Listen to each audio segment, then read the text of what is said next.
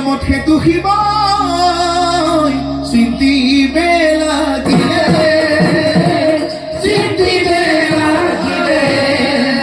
ক'ত পাম ক'ত পাম চিন্তিলে ক হৰি চিন্তিলে ক হৰি হৰিৰ কটাক্ষে ভক্তি ৰখে চালখনি ভৈৰে অনাদি মুচিয়ালে বাইততি চাবলৈ যে ললে বিষ্ণুৰ পদত গংগাই ফিৰে তুলি ললে আৰু সেইকাৰণে সদা শিৱ